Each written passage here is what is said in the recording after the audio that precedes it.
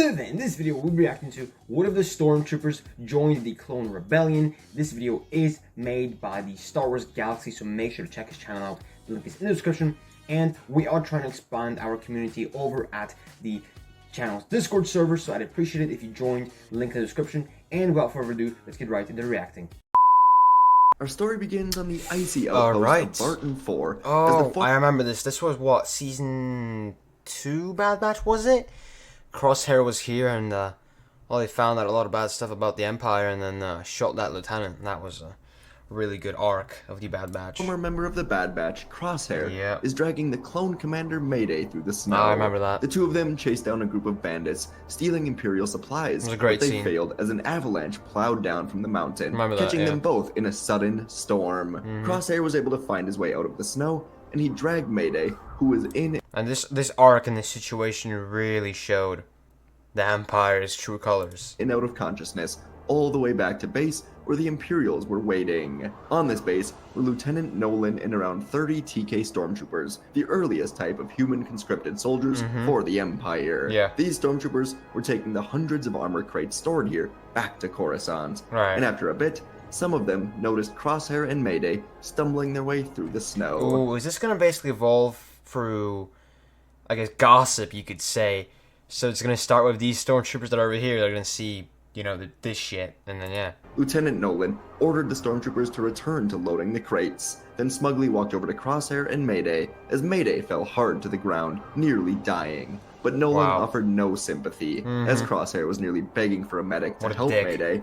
Nolan only said that the two of them failed to return with any crates, and helping Mayday would be a waste of the Empire's resources. Wow. But nearby, behind Nolan, one of the Stormtroopers never returned to work. This was a human from Coruscant named Gus, and his life was saved by the clones during the attack on Gus, Coruscant. bro. He admired the clones, and he joined Stormtroopers to fight beside them, only to quickly learn how terribly the Empire treats its veteran soldiers. Yep. And as Gus heard Nolan lecturing the injured, dying Crosshair and Mayday, Gus began to question everything. He joined to fight with the clones, the soldiers who saved the galaxy from the Separatists. Yep. And this is how they are treated. Gus heard Mayday cough violently, and Crosshair went to feel his pulse, and Gus knew it was time to make a choice. Would he let an Imperial lieutenant do this, or Nope. would he stand up for his Don't do fellow it, Gus. soldier? Nolan smugly said this clone served his purpose, and Gus could only wonder what would happen if he were ever injured. Ooh. What about his friends in the army? His own brother that joined? No, this was not what he was here to fight for. So Gus pulled out his blaster, and he fired at Nolan. Yes! His first shot missed, and Nolan quickly turned, but Gus fired again, shooting right through Nolan's chest. How the fuck did you miss? As Nolan fell, Gus yelled at the other men to immediately get a stretcher and a medic ready. The Stormtroopers respected Gus. He was sort of their leader among this group, I see. and so they sprang into action. One of the men, called Percy, ran over with medical supplies, and the troopers began to help Mayday, injecting him with a stim, getting back to flowing into him quickly. Nolan was coughing on the ground, and the last thing he saw was the clones and the Stormtroopers working together to save one man, and it wasn't him. You dick. Around an hour later, Deserved. Mayday was finally stabilized, and Nice. Crosshair was alone with Gus. That's great. Crosshair was genuinely thanking him, and soon, Gus asked a question that was on a lot of Stormtroopers' minds. Okay. What actually happened to Kamino? The rumors were that Crosshair and the other Crosshair knows what happened. Bad Batch members were there when the storm took it down, and Crosshair, now completely lost with the Empire, told the truth. Kamino was destroyed by order of the Emperor himself. Yep. Crosshair told Gus that he's a good man, a good soldier, and if he knows what's best, he'll stop serving the Empire. And that would be the last that Gus ever sees of Crosshair, at least for a long while, Okay. as he ultimately took responsibility for the murder of Nolan, as Crosshair wanted to see where the Empire takes its clone prisoners. In the weeks that passed, Gus would stay in the Empire, hoping Barton 4 was more of a blip on what this was all about. But every day, more clone troopers were arrested for reasons no one understood, and only Gus knew the truth about what happened on Kamino. Interesting. And so Gus would begin to spread the word of the destruction of Kamino. Whispers ran through the barracks, with questioning of the Empire bubbling beneath the surface. A few of his fellow Stormtroopers had bonded with their clone instructors, had seen the discipline and courage firsthand. If the Empire could betray them so easily, the men who helped win the Clone Wars, who was to say that they wouldn't do the same to the new recruits. Gus knew he was walking a dangerous line, but word of Gus's descent reached those loyal to the clone uprising, including Senator Ryo Chuchi, one of the few senators who'd stood up for the clones. Chuchi had already been in hiding, her open defiance of the Empire's treatment of the clones, making her a target. And when Gus and his 30 most loyal men found her, she was operating in the shadows, gathering what information she could about the clones' fate. She led them deep into Coruscant's underworld, and here, Gus would meet with Rex, along with the clones still working with Rex after the Empire announced that the clones were officially being phased out. This meeting was rather tense. The clones had no real love for Stormtroopers. Many saw them as the Empire's willing enforcers, faceless replacements that had taken their place. But Gus and his men were different. They wanted to be on the right side of history, and to them, that was with the clones. They'd seen cracks in the Empire, and they weren't the only ones. Rex had begun to lose hope that anyone outside the clones could be trusted in this fight, but seeing Stormtroopers standing before him, pledging loyalty to his uprising, it reignited something in him. It was a new purpose. In the early days of this alliance between clones and Stormtroopers didn't exactly come easily. The clones were seasoned warriors, trained literally from birth, while the Stormtroopers were still learning, and they had to be extremely secretive. There were fights, disagreements, deep-rooted distrust that took a long time to break down.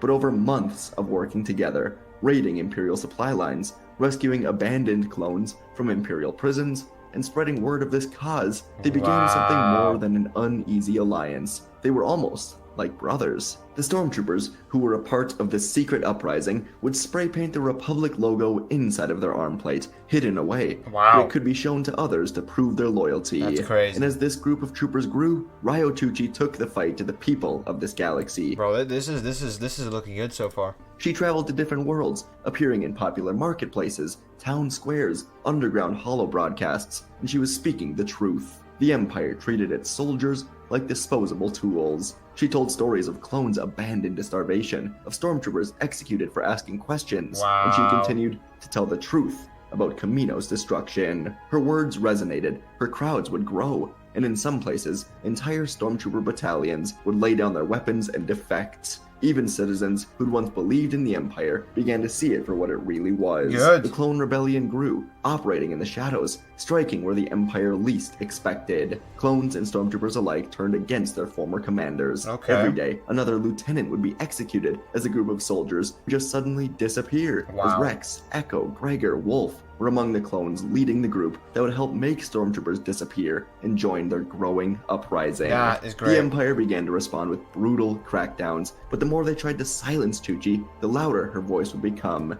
But soon, the movement would reach its most daring moment yet. Chuchi would speak out on the Empire's doorstep, Naboo, the homeworld of Palpatine himself. And the crowd in Theed's Grand Plaza was enormous. It was a sea of white armor mixed with civilians who'd come to listen to Chuchi. Her impact, her influence, was becoming very strong. Stormtroopers stood shoulder to shoulder with clones, a sight that would have been unthinkable just months ago. The uprising was still mostly peaceful, as a sort of protest against the treatment of the Imperial soldiers. But the soldiers were ready to break, ready to fight. They just needed a final push. Holocams would broadcast Chuchi's speech across the stars, her voice unwavering as she condemned Palpatine. She spoke of the clones who'd fought and died for a republic that abandoned them.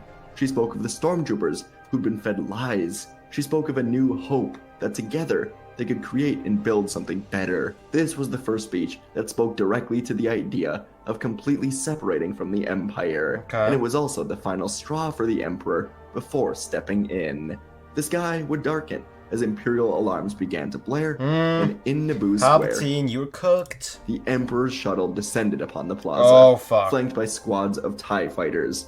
And the shuttle didn't exactly land gently. It landed suddenly, crushing dozens of Stormtroopers.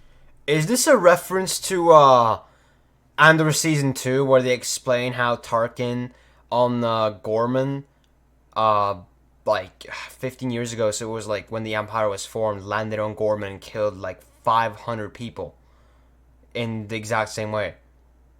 Cool reference, Star Wars Galaxy, cool reference. And clones beneath its weight, an unmistakable message of what was to come. The holocams all cut out as clone assassins, specifically designed to be extra loyal on Tantus before the mountain base was broken and abandoned, spread into the streets, taking out all the cams. The ramp lowered, and the red lightsaber of Darth Vader was ignited. Okay. So everybody's just cooked. He's just gonna kill old Naboo. Great. Vader reached out, grabbing Chuchi with the Force, deflecting blaster fire of stormtroopers and clones alike, Nice. before pulling Chuchi through the air and right into Vader's blade. Great. She died, but before she did, she yelled out at the troopers to fight the Empire, and Vader threw her to the ground before walking into this huge group of troopers. And in the end, very few would escape with their lives, as the Naboo massacre would only be seen by a few survivors, as the Empire used the loyal assassins to shut the streets down from any civilian interference. Wow. When it was over, Palpatine would speak to the galaxy, issuing a statement to say that any stormtrooper found working against the Empire will immediately be arrested, and Wow. their families will be investigated as well. Fucking Weeks hell. later, the execution of Ryo Chuchi on Naboo was meant to be a death blow to the uprising, a grim warning to anyone who dared oppose Palpatine in the Empire. But instead, it was like a spark that set the galaxy ablaze. It was what they were waiting for. Despite the Empire's best efforts, they were sloppy in trying to stop protests. Footage of Vader stabbing Chuchi, of stormtroopers and clones being slaughtered under the Emperor's decree, was smuggled off-world before Imperial censors could erase the truth. The galaxy watched as the Empire proved its brutality time and time again, Right. and instead of crushing this rebellion, Palpatine had given it a martyr. In the wake of Naboo's massacre, many stormtroopers who'd once hesitated now did see the truth. Defections would truly surge. Garrisons would go silent overnight as entire squads abandoned their posts. The movement that had begun with Gus, Crosshair, and 30 loyal men turned into something unstoppable. They couldn't stay on Coruscant, of course. Imperial intelligence was hunting them relentlessly. So Rex and his clones, drawing from old war maps, chose their next battlefield carefully. They would vanish into the ocean depths of Mon Cala, a planet that was supporting any opposition to the Wow. That's... Ooh, okay. Empire. The stormtroopers would train under clone commanders, including Crosshair and Mayday, as they were well hidden here in the Ocean City. They were learning from soldiers who'd spent their lives fighting, and throughout the Mid and Outer Rim, Imperial outposts fell to unseen enemies. Supply convoys vanished. Loyalist stormtroopers began questioning their orders, finding their own brothers turning against the cause they'd sworn to serve. And Gus, now a leader in the uprising, personally led rescue missions to liberate defectors before the Empire could execute them. With each passing month, ranks of the Clone Rebellion swelled with all sorts of different troopers. The Empire still fought back viciously. Vader personally led purges against stormtrooper defectors, but for every battalion he crushed, 2 more slipped through the Empire's cracks. The rebels here weren't exactly fighting as the Republic once had. They weren't seeking battles they couldn't win. They struck where the Empire was weakest, turning the stormtrooper legions against themselves, breaking the chain of command, one defection at a time. And after a while, in a desperate bid to stop the rebellion, the Empire would initiate Project Blackout in order to replace all remaining human stormtroopers with something far worse. What the fuck is that? The fuck is that, man? A legion of genetically altered, brainwashed soldiers who knew only obedience. Oh, great. At this point, there weren't so many human stormtroopers where this was impossible. And these new troopers were created on Exegol from dead troopers gathered from around the galaxy. They were revived, and they were extremely loyal to the Emperor. The first wave of Purge troopers was deployed across the Mid-Rim, tasked with eliminating the rebellion at any cost. And eventually, the Mon Cala base was discovered, and a brutal siege began. Star Destroyers commanded by these Purge troopers rained fire down on the ocean planet, turbo lasers turning the once hidden stronghold into a war zone. The rebels fought with everything they had, but against overwhelming firepower, they had no choice but to evacuate. Rex led the retreat, knowing that holding Mon Cala was impossible, but its purpose had been served. The uprising was strong enough to survive without it, and as the Purge Corps landed on the sinking remnants of Mon Cala, they found nothing but empty hulls, as the many citizens had even been evacuated in Mon Cala cruisers that would aid the growing uprising. Meanwhile, the troopers would find refuge on Kashyyyk after weeks on the run. The Wookiees had no love for the Empire, and with the help of defected stormtroopers, the Wookiees and troopers This is so cool, bro. I love struck this. back against the Imperial slavers, freeing thousands. In return, the Wookiees offered sanctuary. In the dense jungles, beneath the canopies, the rebellion could rebuild. Supply lines were secured, training would intensify, stormtroopers and clones fought as one, learning from the other. Gus had become more than a defector. He was a symbol of what stormtroopers could be, not just faceless enforcers, but actual people with a purpose in this galaxy. And across the galaxy, as Chuchi's death became a rallying cry, civilians who'd once stayed silent were rising up, emboldened by this stormtrooper uprising. On Balmora, factory workers sabotaged Imperial weapon shipments, destroying ATSTs before they ever saw battle. On Ryloth, Twi'lek freedom fighters, long at odds with the Empire, welcomed defected stormtroopers into their ranks. The uprising had grown its original cause. It was no longer just about stormtroopers and clones. It was about the countless billions who'd suffered under Imperial rule. And among the uprising, new legends were born. One was Sergeant Lauren Vex, a stormtrooper who once led a purge against Jedi survivors. Why does Lauren Vex sound familiar? Am I just I don't know. Only to later realize the horror of what he had done. Now, he fought to redeem himself, leading dangerous missions to free political prisoners from Imperial labor camps. Another was Juno Rask, a former Imperial sharpshooter who had defected after watching Vader execute her entire squad for a minor failure. She became the uprising's deadliest sniper, next to Crosshair, of course, covering her brothers from the treetops of Kashyyyk. There was also Kilo Bran, a demolitions expert who'd once built the very bombs the Empire used to crush the uprising. Wow. Now, he turned his knowledge against them. Honestly, this is insane. Crafting explosives that crippled Star Destroyers and shattered Imperial supply lines. One of the uprising's major strikes came on Fondor, one of the Empire's primary shipyards. Vex led a team of defected stormtroopers alongside clone Captain Fenric, a grizzled veteran of the 125th Legion. Their mission was to sabotage the docked Star Destroyers before they could reinforce the fleet, hunting the rebellion. The team infiltrated the shipyard, disguised as workers, planting charges along the reactor cores of 3 warships. Wow. When the explosives detonated, the resulting chain reaction sent wreckage plummeting into Fondor's surface, a fiery reminder that the Empire was not invincible. On Kashyyyk, the rebels gathered around the crackling hollow projectors to watch the explosions in real time, roaring in triumph as the Empire's war machine suffered a devastating blow.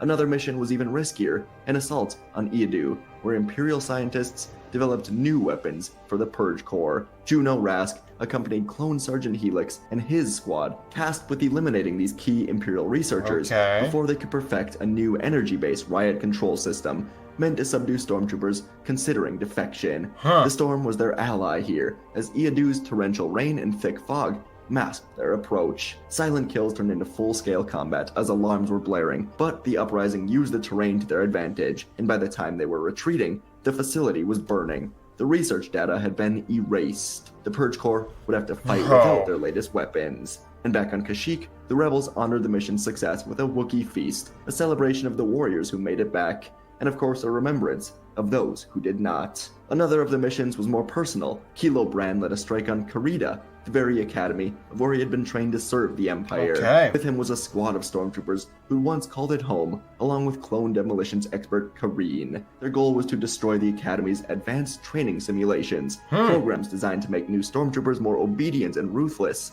They infiltrated the base under the cover of night, sneaking past security members and elite Imperial officers. The charges would be set, but before they could detonate, reinforcements arrived. Inquisitors had been dispatched to protect this facility. The battle was brutal. It was fought in the halls where the stormtroopers once pledged their allegiance. Kilo and Kareen made the call. They would stay behind and detonate these charges manually. The others barely escaped as the entire academy erupted into flames, taking 3 Inquisitors and the Imperial officers down with it. On Kashyyyk, their sacrifices were legendary, actions inspiring even more defectors to take the risk. The Empire was bleeding, and the rebels had no intention of stopping. But they also knew it was only a matter of time until Vader found them, or the Empire created another batch of lethal troopers. So the grand plan would be decided upon. They would strike Coruscant. And the battle for Coruscant was never meant to be a simple strike. It was an upheaval, a declaration that the Empire's days were truly numbered. The Clone and Stormtrooper Rebellion, united under a single banner,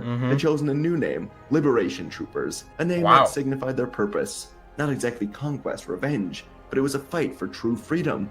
Clones and former Stormtroopers stood side by side, white armor repainted with deep blue stripes, a symbol of their unity. And the plan was ambitious, and hopefully exactly what the Empire would not expect. As the rebel fleet soon emerged from hyperspace, alarms across Coruscant would begin to go off. and the Imperial Navy, numbering dozens of Star Destroyers above Coruscant, turned to intercept the attack. But the Empire had been rotting from the inside. As the first shots were fired, 10 Star Destroyers suddenly changed course, turning their turbo lasers against their supposed allies. Over many months. Oh shit! What? The Uprising had planted troopers in the Coruscant Defense Fleet, knowing this day was coming. And these ships, crewed by officers, pilots, stormtroopers, who'd been waiting for the right moment, joined the rebellion, blasting apart the Imperial formation from within. The chaos was instant. The Empire's fleet found itself splintered, fighters swarmed between warships, TIE pilots scrambled as defected interceptors turned on them. Liberation troopers flooded onto dropships, preparing for the second phase of the assault. But the Empire was not done yet.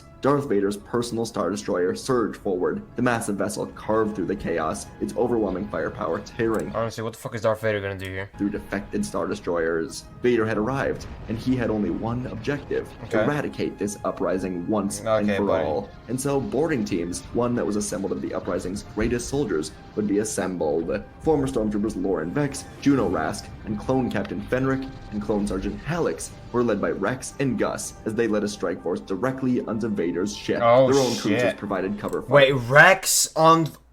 something might happen here. As they flew over Vader's ship, and soon the drop bay opened, and the boarding team leapt from the ship, along with a couple other boarding teams, mag boots locking onto the hull from space, as explosives tore through the airlock, and the Liberation troopers flooded inside.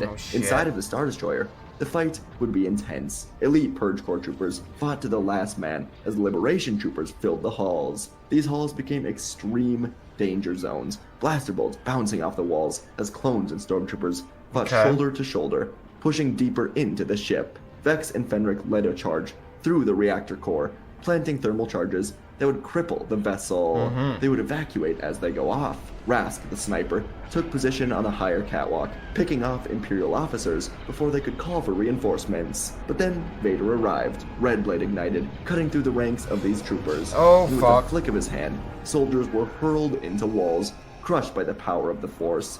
Vex barely dodged a swipe of the lightsaber, his men cut down in an instant. But the troopers did not give up yet.